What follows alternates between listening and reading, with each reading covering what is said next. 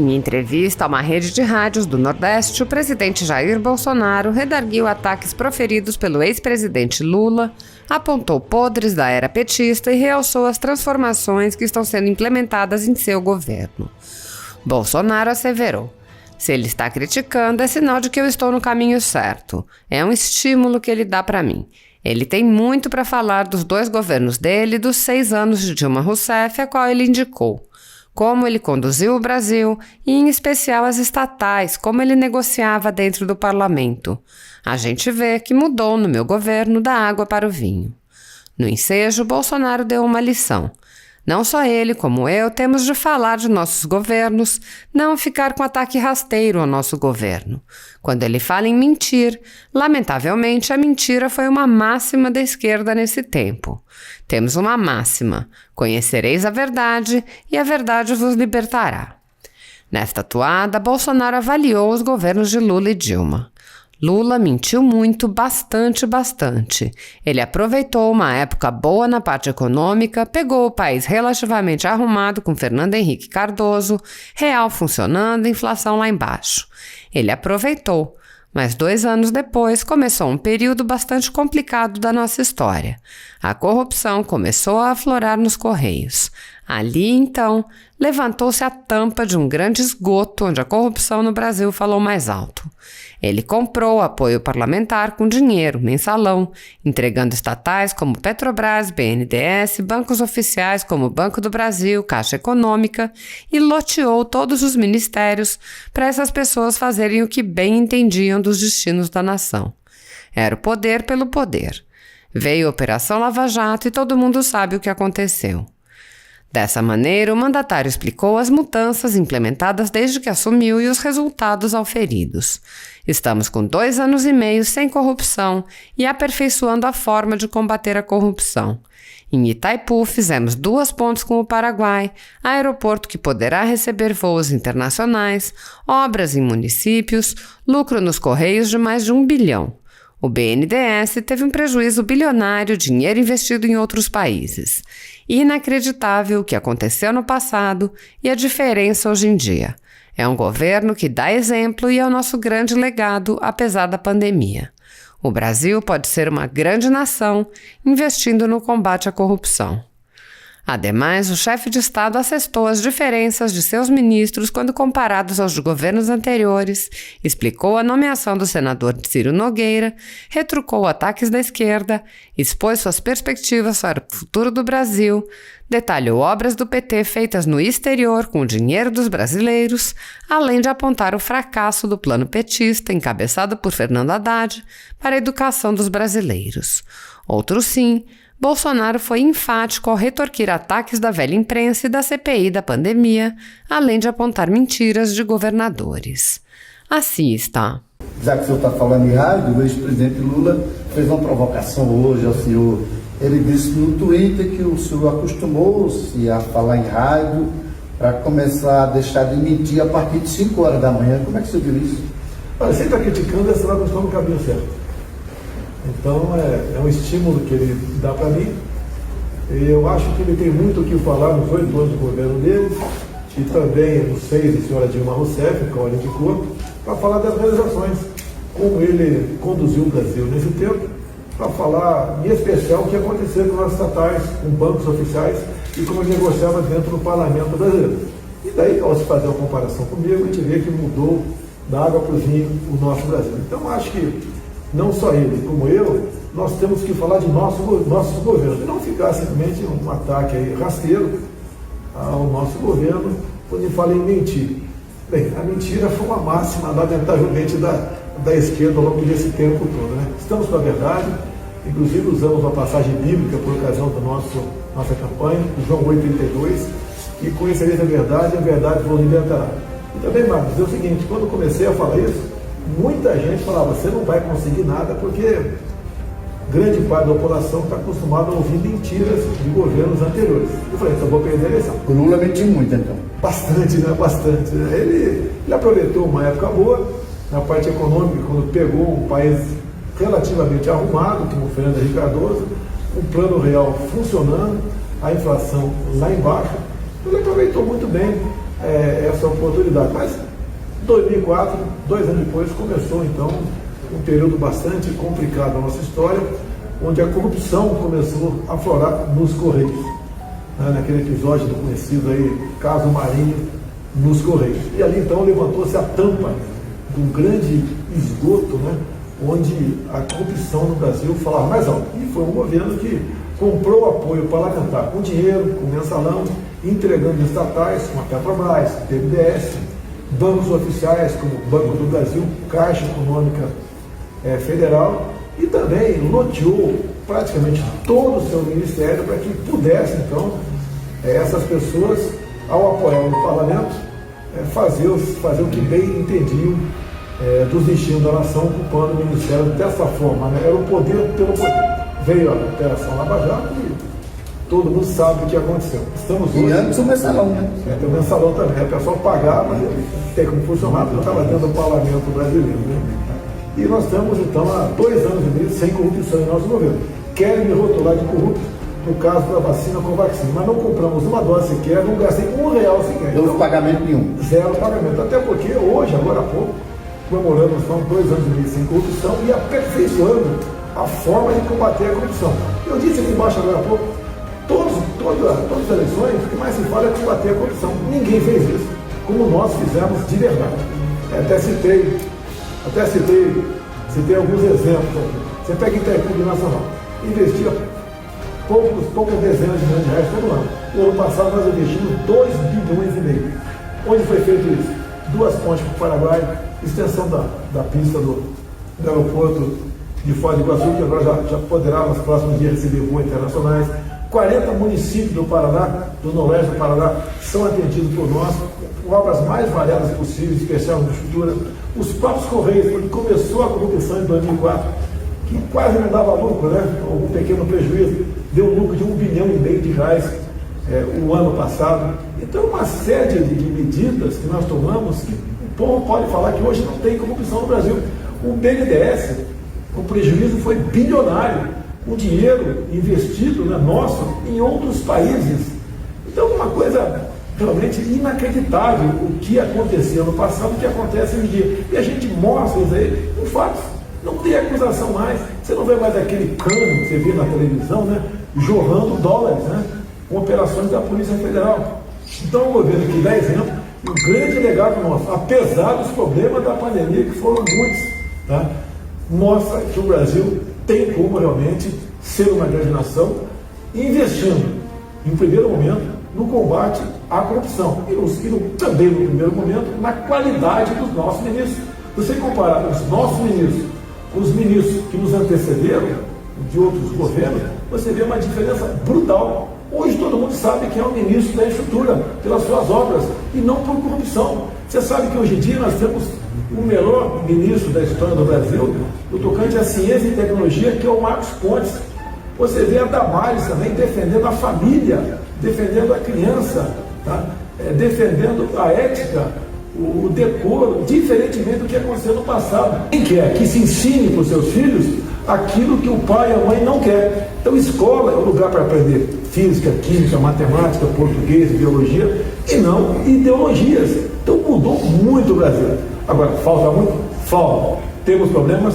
Temos. Mas eu quero deixar para você me perguntar do que eu ficar discorrendo sobre os assuntos aqui. Presidente, você fala, mudou muito, mas hoje, voltando ao ex-presidente Lula, quando o senhor escolheu e anunciou o Ciro Nogueira para ministro da Casa Civil, ele falou, e cadê a nova política? O Ciro é a velha política, é o centrão. Poxa, ele está atacando o Ciro? Não, o Lula está atacando o Ciro. Eu fui do Partido Progressista por aproximadamente 20 anos, que conta também o PPB e PPR, que era o próprio Partido Progressista naquele momento. Conheço assim ao mesmo tempo. Tá? No Nordeste era quase impossível você fazer campanha sem estar com o PT ao teu lado. Então reconheço isso. E as pessoas mudam. O Ciro está feliz. Ele falou para mim que o sonho da vida dele é ocupar um ministério como esse. E dizer ao senhor presidente Lula, não é o Ministério das Minas e Energia, onde o orçamento é bilionário, não é transporte, né? Não é o desenvolvimento regional, é chefia da Casa Civil, é a alma de um governo, é realmente a nossa interlocução aumentando com o parlamento brasileiro de forma salutar. e não de forma comprada, como aconteceu no passado. E dizer mais, né? Eu acredito em Deus e o Ciro também acredita em Deus. E eu tive uma experiência em setembro de 2018, mas uma facada, onde eu vi a morte. E o Ciro, há 3 dias, viu a morte também ao seu lado, quando ele, em pleno voo, né, retornando ao Brasil, teve uma turbina do avião que explodiu em pleno voo. Puxa, e ele me contou do desespero, da agonia de quem estava ao seu lado dentro do avião. E ele também ficou preocupado. E nesse momento, é um momento, não deveria ser desse apenas, mas é um momento que você realmente procura se encontrar. De onde vim, para onde vou, como é que está a minha vida, eu serei bem recebido nesse destino que cabe a todos nós. O Ciro relatou isso para mim também aqui, então foi um sinal de Deus. No dia seguinte do convite que eu fiz para ele, esse problema com o senhor viu, e graças a Deus deu tudo certo lá, ele está entre nós e falando em Deus. Presidente, falar em corrupção, eu que ouço muito no Nordeste, e aqui também em Brasília, principalmente no Nordeste, que eu ando muito no Nordeste, eles dizem o seguinte lá: eu vou votar no Lula porque o Lula roubou, mas fez. É aquela velha prática do rouba, mas faz? Olha, fez o quê? No tocante a obras, fez fora do Brasil. Né? Ele não, na educação, não deixou nada. Teve a Haddad na frente do Ministério da Educação, onde a política do Paulo Freire tornou nossas crianças, né, menos instruídas que demais outros países. Tem uma prova chamada do PISA, é o Programa Internacional de Aprendizagem Escolar. Em 65 países, nós somos o antepenúltimo, 63, atrás de quase todos os países da América do Sul. Hoje em dia, um garoto ainda, né, tem problemas até com tabuada quando termina a 9ª série. Você pergunta a fórmula da água, tem dificuldades. Então, as escolas foram utilizadas pela esquerda no passado como um local de fazer essa doutrinação. O que ele fez? Ele juntou uma série de programas e um novo nome criou aí o Bolsa Família. Então, o povo necessitado foi grato a ele tocante a isso. E acredito que o Bolsa Família foi o grande sustentáculo por ocasião das eleições. Você pode ver o meu caso, né? Vamos partir do princípio que as eleições foram justas em 2018. Eu perdi em todos os estados do Nordeste. No Norte, perdi apenas no Pará. E nos demais, eu ganhei. E a diferença foi apertada, ou seja, levo de goleada no Nordeste. Por que nós estamos levando para o Nordeste? Por exemplo, água, conclusão de obras, sim, não começou comigo, conclusão de obras, mas estavam paradas há mais de 10 anos. Transposição de São Francisco. São Francisco como todo. Você entrega ela no final de dezembro? Toda transposição não, mas muita obra sim. A barragem de Jucurutu, por exemplo, no Rio do Norte. Estive lá com o Rogério Marinho. Eu coloquei um ministro da desenvolvimento regional da região, uma pessoa altamente competente, inteligente e dedicada. Pegou um tripé, tá? Opa! Por favor, se alguém falar aqui, sai da sala, por favor. Não vou interromper uma entrevista para divertir ninguém mais aqui não. Ninguém é obrigado a assistir minha entrevista aqui não, deixa bem claro. Né? Então essas questões de obra, de água, é essencial. Eu aqui que moro no Rio de Janeiro, e estou aqui em Brasília, obviamente, direto agora, não sentimos falta d'água. Para lá, um copo d'água, uma caixa d'água, é a vida para aquelas pessoas. E nós estamos fazendo isso com menos recursos que ele teve no passado. Ô, presidente, o senhor falou aí nessa questão da água no Nordeste. Eu entrevistei recentemente o Rogério Marinho e fiquei impressionado que na entrevista ele disse que há 4.000 obras hídricas no Nordeste em andamento, mas o Nordeste não tem conhecimento disso. É falta de comunicação do governo? Não vou dizer que é falta de comunicação, é tanta coisa, a gente está comunicando todo dia. A gente faz, tem algumas prefeituras que a obra é dinheiro de recurso federal e o governo diz que é dele e nos ataca ainda, mas lamento. Tá? Aos poucos nós vamos mostrando à população o que nós estamos fazendo com menos recursos do que eles. Então o Rogério Marinho tem mais de 20.000 obras no Brasil. Muitas são convênios com prefeitura, mas mais de 20.000 obras. Até mesmo o ministro do Turismo, que é o Gilson Machado. Gilson Machado, que está acompanhando a gente aí, fez uma escala aí, né, Silvio? E está acompanhando a gente agora, o Silvio. Sim, o Gilson Machado Neto. Obra de turismo, restauração, estimulando cada vez mais o turismo, né? E que nos orgulha, uma pessoa que entende realmente do riscado. Tá? E é uma pessoa. Agora é engraçado esse negócio do Gilson Machado, presidente, me lembrou uma coisa dessa comunicação do governo. O Gilson esteve lá em Caruaru com o ministro da Saúde, o Queiroga, levaram o oxigênio, levaram a vacina. Aí dizem lá em Caruru, quem resolveu a situação foi a prefeita. Aí onde é que está a comunicação do governo? Mas a gente, uma das broncas da grande mídia para conosco, nós tratamos praticamente a propaganda oficial do governo. Eram mais de 2 bilhões por ano, eles vão investir em outro local. E dizer uma coisa para essa grande mídia que nos ataca: se o Brasil for bem, vocês vão arranjar fonte de custeio da sua televisão, do teu jornal, do teu rádio, na iniciativa privada. Então torçam que o Brasil dê certo, promovam a verdade, que todos nós temos a ganhar com isso. Não é eu querer perseguir a imprensa, longe disso. É ocupar, usar o recurso que vem dos impostos federais para outros meios. Quando você fala em vacina, por exemplo, tem governador aí que fala que ele está vacinando, não tem um centavo de governador, ele não comprou uma vacina sequer, se bem que os seus colegas tentar aqui em Brasília... Mas compraram o respirador de porcos, né?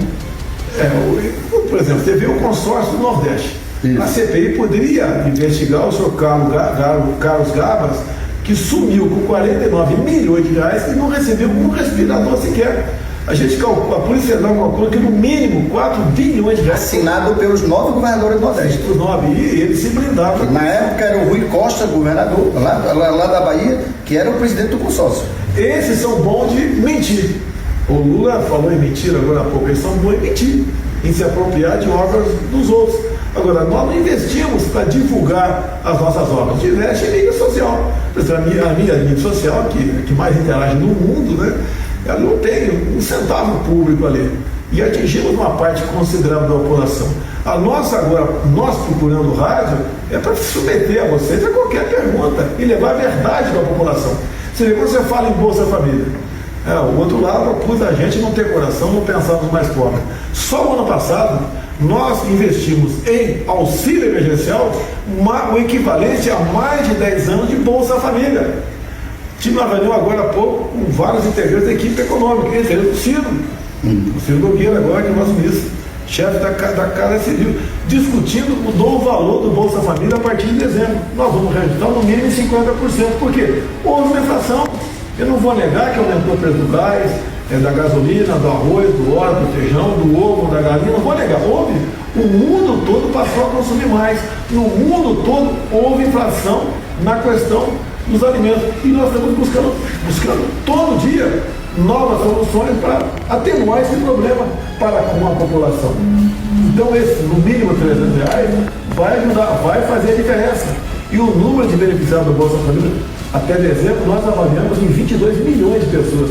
É bastante gente. Custa caro para todos nós na nação. E devemos ter responsabilidade, não é fazer um programa para ganhar voto, para ganhar simpatia, para se perpetuar no poder. Longe disso. Nós queremos um programa onde as pessoas necessitadas entrem nele e que tenham uma porta de saída também para um dia voltar à sua vida normal. O senhor falou aí no gás, os combustíveis também estão muito caros, né, presidente? Vamos falar do gás de cozinha. Está na hora do quê? R$100? Todo mundo reclamando do gás lá no Nordeste. E o pessoal reclama de mim. É isso. Então, olha só, o gás custa, lá onde ele é engarrafado na Petrobras, R$45. Qual o imposto federal no gás? É zero. Eu zerei todos os impostos federais no gás no corrente ano. Então, se sai 45, chega a 110, tem R$55 ao longo do caminho. Para onde é que? De onde vem qual é a composição desse gasto extra? É o frete, o transporte, é o cidadão que está lá na ponta da linha vendendo o bojão e a maior parte. ICMS, o imposto estadual. Então o pessoal deve procurar o seu deputado estadual, o seu governador e falar: governador, o presidente Bolsonaro zerou o imposto do gás. Zero ainda bem. Que baixa um pouquinho, né? Mas deu uma demonstração. E daí vamos mostrar quem está com a razão. Eu não quero responsabilizar ninguém. Agora, essa questão do gás, temos também, já que o senhor Lula falou de mim, né? Lembrar de 2012. 2012, o Lula combinou com o presidente da Bolívia, Evo Morales, a expropriação de 2 refinarias nossas da Petrobras que mandavam gás para cá. Sim. Naquela época, 30% do gás consumido da Bolívia, 30% do gás consumido no Brasil vinha da Bolívia. Os preços aumentaram. Então nós todos pagamos um preço muito alto. E o ministro da Defesa falou o que naquele momento da expropriação, da nacionalização por parte da Bolívia? que o Brasil estava tendo um comportamento imperialista, devia respeitar a Bolívia. Olha, meu Deus do céu, se um país quer temos é outra, vai se apropriar de um bem de outro país, ele tem que negociar. Você quer nacionalizar? Nós investimos na Bolívia naquela época mais de $1 bilhão e nós perdemos tudo isso. Em consequência, aumentou o preço do gás no Brasil. Continuamos negociando com a Bolívia, apesar disso que nós assumimos. Hoje em dia, parte considerável do gás da Bolívia vem para cá. Em torno de 40% do que o Parque Industrial de São Paulo consome de gás vem da Bolívia. Então nós somos dependentes da Bolívia. Então um governo, como era Dilma na época, né, mas quem mandava era o Lula, combinou com a Bolívia essa expropriação, quem pagou o preço fomos todos nós. Quando você fala em construir, por exemplo, 2 mega refinarias no Nordeste e uma no Sudeste, está errado. É a questão política. E a refinaria lá do Nordeste está praticamente parada. Foi mais de R$200 bilhões de prejuízo. Você tem que construir 2 no Sudeste. E estaleiro também. Por que 2 no Sudeste? Aqui está o consumo. Agora, por que essas 2 no Nordeste? Porque ele fez um grande acordo com o Evo Morales e queria o petróleo da Venezuela. Só que o petróleo da Venezuela é mais viscoso, é mais grosso, não é bom, não é mais fino. E nós acabamos, então, sem planejamento para o governo, muito desvio de recursos, muita roubalheira. Temos 3 refinarias que foram enterradas no Brasil. Essa conta para quem? Para nós. Repercute no preço do combustível. Hoje a média do preço da gasolina na refinaria está em 1,90. Poderia estar muito abaixo.